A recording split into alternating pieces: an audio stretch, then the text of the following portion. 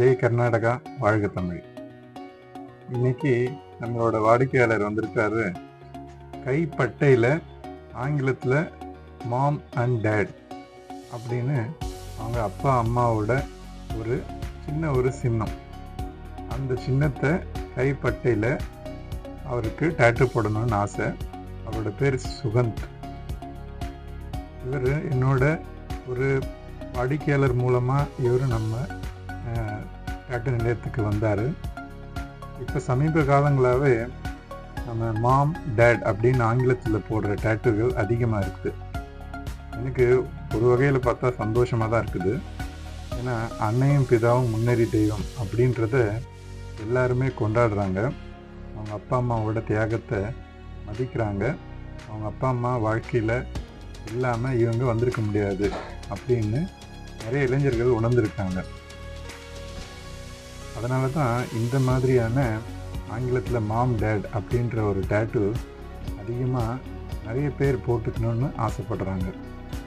வாங்க நாம் வழக்கமாக செய்கிற எல்லா வேலைகளையும் முடிச்சுட்டு இந்த உருவத்தை பதிய வச்சுட்டு இந்த காணொளி முழுக்க நம்ம எப்படி இந்த டேட்டு பண்ண போகிறோம் அப்படின்றத உங்களுக்கு ரொம்ப எளிமையாக என்னோட அறிவுக்கு தகுந்த மாதிரி நான் உங்களுக்கு விளக்கலான்னுக்கிறேன்.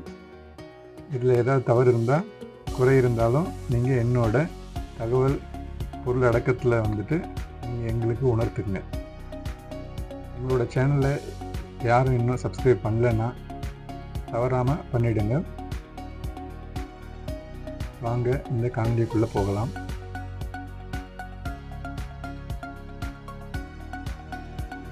பொதுவாகவே இந்த மாதிரியான டேட்டுக்கு, அதாவது கோடுகள் இதில் ரொம்ப ரொம்ப முக்கியமானது. அதுவும் நேரான கோடுகள். இந்த மாதிரி நேரான கோடுகள், மெலியதான கோடுகள், அதுவும் ரொம்ப ஒரு கூர்மையான ஒரு முடிவை கொடுக்குற கோடுங்க. இந்த கோடுங்கள் மாதிரியான ஒரு டேட்டுவை பண்ணும்போது நம்ம 3RL அப்படின்னு சொல்லக்கூடிய ஒரு 3 ஊசிகளை கொண்ட ஒரு ஊசியை நம்ம பயன்படுத்த மிகவும் நல்லது. ஒரு சில கலைஞர்கள் இதிலே 5 ஊசிகளை கொண்ட 5RL அப்படின்ற ஊசியை பயன்படுத்துகிறாங்க. அது அவங்கவுங்களோட திறமைக்கு பொறுத்து இது வேறுபடும். என்னை பொறுத்த வரைக்கும் நான் எப்பவுமே இந்த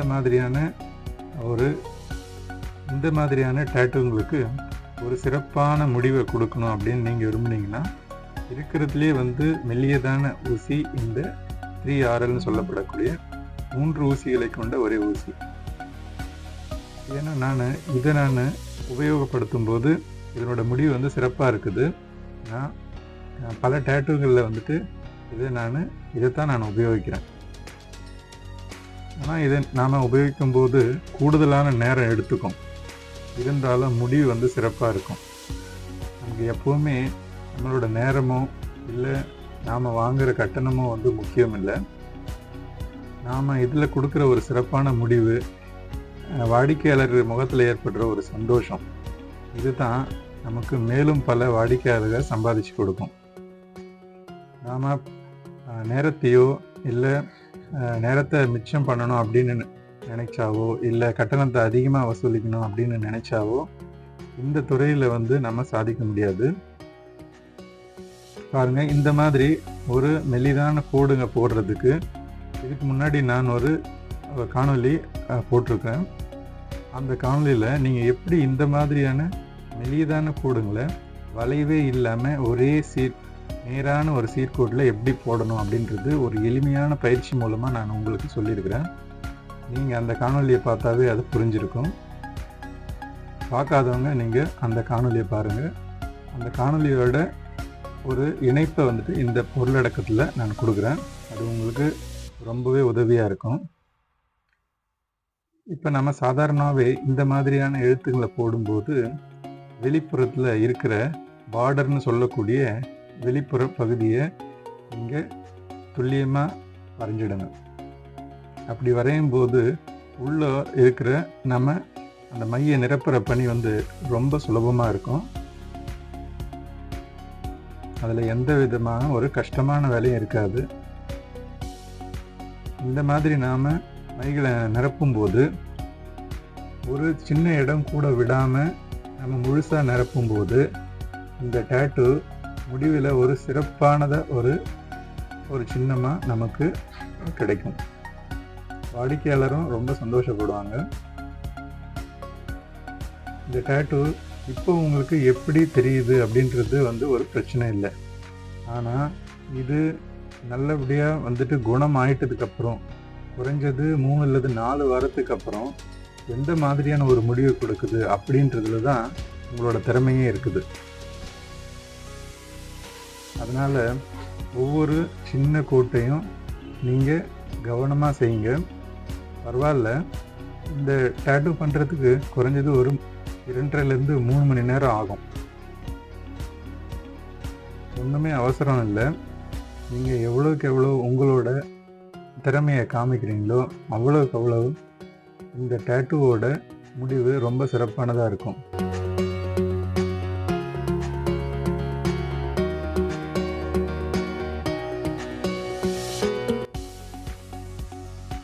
இந்த இடைவிடாமல் நம்ம போடுற 2 மணி நேரம் 3 மணி நேரம் ஒரே இடத்துல நாம் உட்காந்து போடும்போது நம்மளோட முதுகு தண்டு கண்டிப்பாக வலி கொடுக்க வாய்ப்புகள் இருக்குது.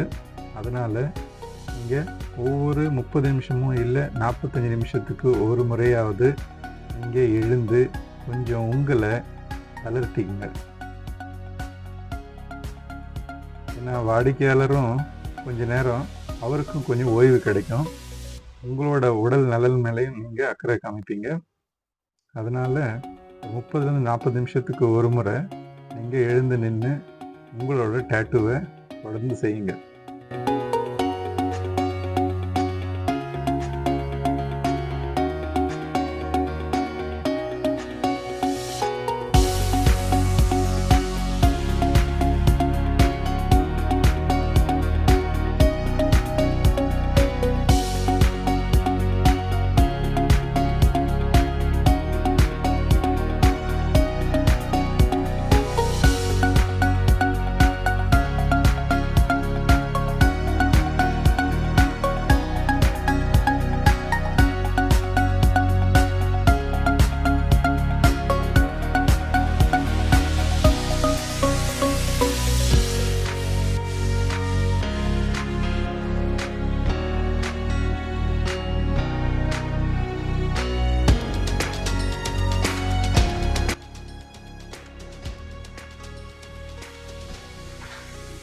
இந்த இடத்துல மை விட்டு போயிருக்குது. அதாவது சரியாக அந்த உருவம் சரியாக பதியல. இருந்தாலும் நானே ஒரு தோராயமாக நம்மளோட டேட்டு நீடில்லையே நான் வரைகிறேன். இந்த மாதிரி வரையும் போது அது தவறாக போகிறதுக்கும் வாய்ப்பு இருக்குது. இருந்தாலும் நீங்கள் இதை பண்ணும்போது முறையான பயிற்சி மூலமாக நிறைய அனுபவம் இருக்கிறதுனால உங்களுக்கு நீங்கள் அப்படியே வரைய முடியும். இந்த மாதிரியான ஒரு துறைக்கு எப்பவும் உங்களுக்கு ஓவியம் வரைகிற ஒரு திறமை நிச்சயமாக தேவை. இது ஒரு முக்கியமான ஒரு பெரிய ஒரு சின்னங்களோ இல்லை பெரிய டேட்டுவோ நீங்கள் போடும்போது நீங்கள் முதல்ல ஒட்டுற அந்த ஸ்டென்சிலோட நிறம் மறையறதுக்கோ இல்லை அழியறதுக்கோ வாய்ப்புகள் இருக்குது.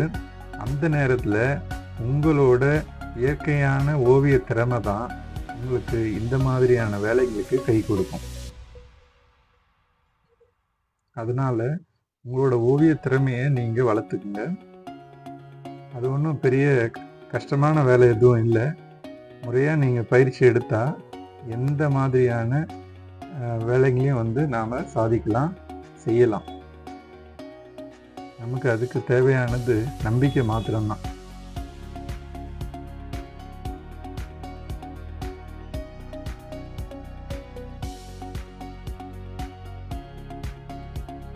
இப்படி நீங்கள் ஊசியை அதாவது இடையிடையே எடுக்காமல் ஒரே நேர்கோட்டில் நீங்கள் செய்யும்போது உங்களோட அழுத்தம் கையிலேருந்து வர அழுத்தம் அந்த டேட்டூ மெஷின் மூலமாக ஊசிக்குள்ளே இறங்கி வாடிக்கையாளரோட தோலுக்குள்ளே மையை கொண்டு போய் சேர்க்கும். இப்படி இடைவிடாமல் ஒரே நேர்கோட்டிலேயோ இல்லை ஒரே மாதிரியான கோணத்திலேயோ நீங்கள் உங்களோட டேட்டூ இயந்திரத்தை பயன்படுத்த முயற்சி பண்ணுங்க. அது ஒரு சிறந்த நல்ல பலனை கொடுக்கும். பாருங்கள், இது வந்துட்டு உங்களுக்கு மைய 2 கோடுகளுக்குள்ள நிரப்புற ஒரு சாதாரணமான வேலைன்னு கூட சொல்லலாம். அதை நீங்கள் செய்யும்போது அதை எப்படின்னு நீங்கள் உணர முடியும். ஏன்னா இது பாருங்கள், உங்களோட இந்த டேட்டூ மெஷின் மேலும் கீழுமா நீங்கள் தேய்க்கிறது மூலமாகவே அந்த 2 கோடுகளுக்குள்ள பகுதியை மையால் நிரப்ப முடியும். அதுக்கு கொஞ்சம் பயிற்சி தேவை. நீங்கள் என்னோடய காணொலியை இடைவிடாமல் பார்த்துக்கிட்டே வாங்க. இதில் நிறைய தகவல்கள், அதாவது உங்களோட திறமையை இன்னும் மெருகேற்ற இன்னும் அதிகமான என்னால் முடிஞ்ச வாய்ப்புகளை நான் உங்களுக்கு என்னோடய காணொலி மூலமாக நான் கொடுக்கலான்னு ஆசைப்படுறேன். அதனால் நீங்கள் தொடர்ந்து இடைவிடாமல் எனக்கு இந்த காணொலியை பார்க்குறது மூலமாக ஆதரவு கொடுங்க.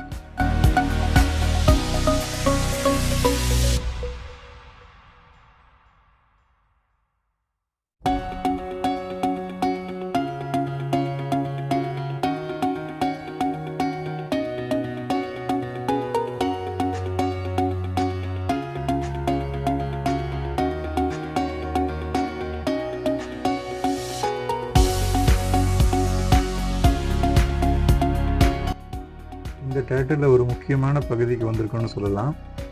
ஏன்னா இப்போ நாம் உபயோகப்படுத்துகிற ஊசி 9RS அப்படின்னு சொல்லக்கூடிய 9 ஊசி முனைகளை கொண்ட ஒரு ஊசி. இது ஒரு வட்ட வடிவமான 9 ஊசிகளை ஒரே முனையில் இணைச்சிருக்காங்க. இந்த மாதிரியான நீங்கள் ஊசியை பயன்படுத்தும் போது உங்களுக்கு குறியீடுகளோ இல்லை சின்னங்களுக்குள்ளே இருக்கிற ஒரு பகுதியை முழுமையாக நீங்கள் நிரப்ப முடியும் மையால். ஆனால் இந்த மாதிரி நிரப்பும்போது உங்களுக்கு இடையே ஒரு சில இடங்களில் விட்டு போக வாய்ப்பு இருக்குது. அதை நீங்கள் இந்த மாதிரியான 9RS சொல்லக்கூடிய 9 முனைகளை கொண்ட ஊசியில் நீங்கள் பயன்படுத்தும் போது அதிகபட்சமாக நீங்கள் ஒரு நல்ல முடிவை கொடுக்க முடியும்.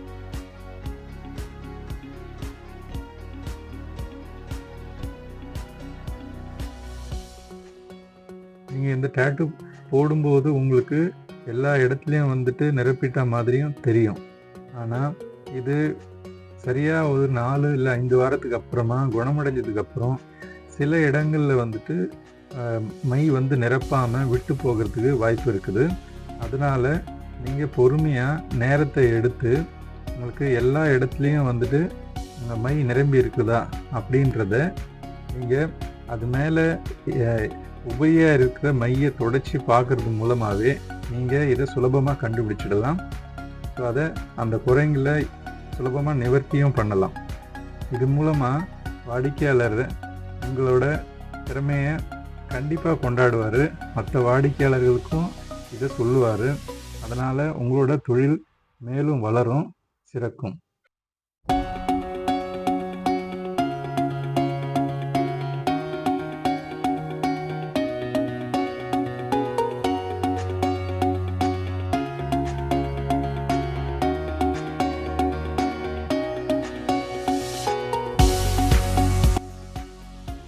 இந்த மாதிரியான ஒரு சின்னமோ இல்லை ஒரு குறியீடுகளோ போடும்போது நீங்கள் முக்கியமாக கவனிக்க வேண்டிய ஒரு விஷயம் என்னென்னா, உங்களோட ஊசி அந்த சின்னத்துக்குள்ளவே இருக்கிற மாதிரி பார்த்துங்க.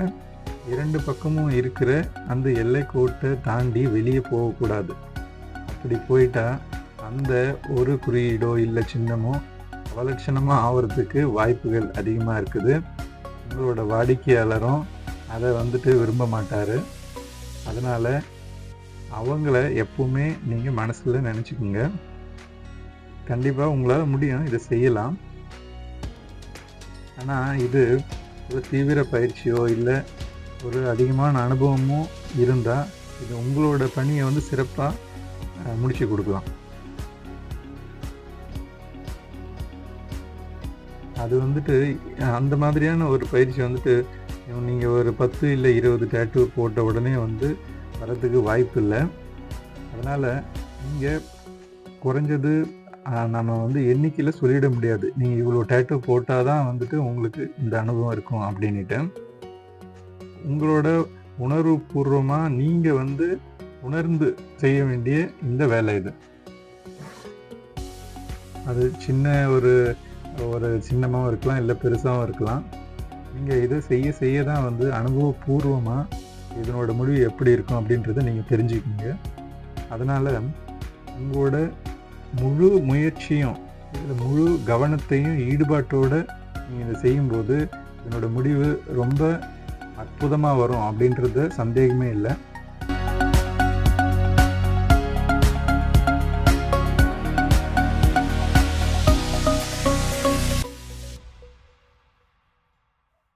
நம்ம டேட்டூவோட இறுதி கட்டத்துக்கு வந்துட்டோம். இந்த ஊசி நீங்கள் இப்போ பார்த்துட்டு இருக்கிறது 5 மேக்னம் கேட்ரிட்ஜ் நீடில். அதாவது 5 ஊசிங்களை ஒரே பட்டையான விதத்தில் வந்துட்டு பதிச்சிருப்பாங்க.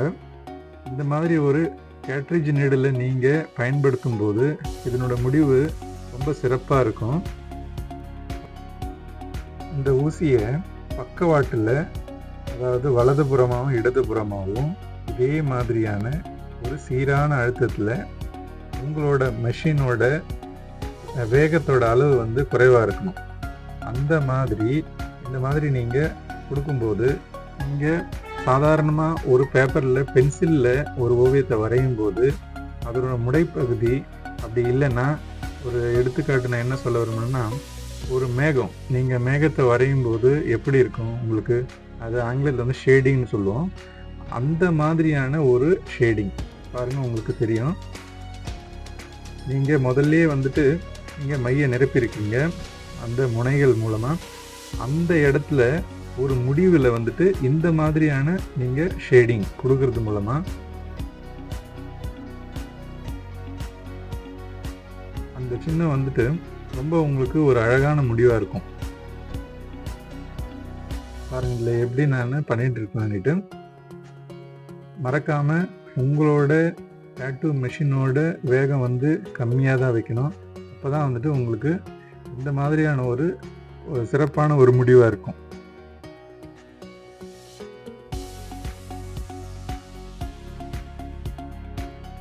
நான் எப்படி மெஷினை பிடிக்கிறேன்றதையும் நீங்கள் பாருங்கள். ஸோ இந்த மாதிரி பண்ணும்போது உங்களுக்கு அந்த ஷேடிங் வந்துட்டு ரொம்ப துல்லியமாக வர்றதுக்கு வாய்ப்பு இருக்குது. நீங்களே பார்க்கலாம் இந்த மாதிரியான ஒரு முடிவு. நீங்கள் வானத்தில் மேகத்தை பார்க்கும்போது ஒரு இடத்துல அதிகமாகவும் போக போக வந்துட்டு குறைவாகவும் இருக்கும். இதுதான் அதே மாதிரியான ஒரு முடிவை வந்துட்டு நாம் இந்த டேட்டூவில் கொடுக்குறோம்.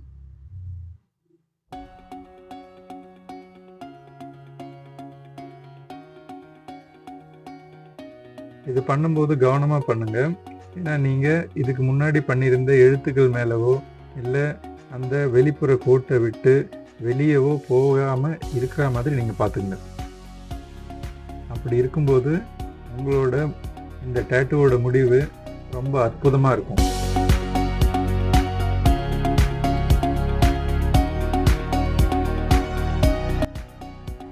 இதை நீங்கள் தெரிஞ்சுக்கிறதுக்கு நீங்கள் முதல்ல ஸ்டென்சில் பண்ணும்போதே எந்த இடத்துல வந்துட்டு நம்ம ஷேடிங் கொடுக்கணும் அப்படின்றத ஒரு நீங்கள் கோடு மூலமாகவே பிரித்து வரைஞ்சிக்கலாம்.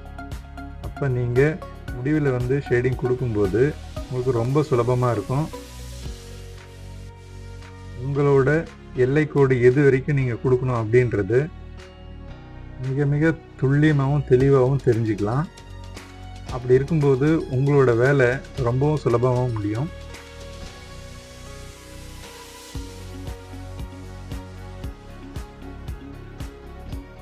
நீங்கள் கொடுக்குற அழுத்தம் வாடிக்கையாளரோட தோலில் மிக சரியான அழுத்தத்தில் இருக்கணும். நீங்கள் ரொம்பவும் அதிகமாக அழுத்தம் கொடுத்தா உங்களோட இந்த ஷேடிங் முடிவு வந்து ஷேடிங் விதம் வந்துட்டு தவறாக போக வாய்ப்பு இருக்குது.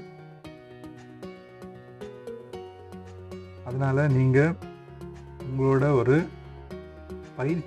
பயிற்சி தான் ரொம்ப முக்கியம் இதில். அதனால் நீங்கள் செயற்கையாலான ஒரு தோல் மூலமாக நீங்கள் முதல்ல பயிற்சியை அதிகமாக பண்ணுங்க. ஏன்னா வாடிக்கையாளரோட தோல் மேலே நாம் விளையாடக்கூடாது. அதனால நீங்கள் அந்த செயற்கையால் ஆன ஒரு தோல் மூலமாக இந்த மாதிரியான ஒரு ஷேடிங் கொடுத்து நீங்கள் பயிற்சி எடுத்துக்கோங்க. அதுக்கப்புறமா நீங்கள் வாடிக்கையாளருக்கு போடும்போது இந்த மாதிரி நீங்கள் பண்ணும்போது உங்களை ஒரு அனுபவம் மிக்க கலைஞராக பார்ப்பார்.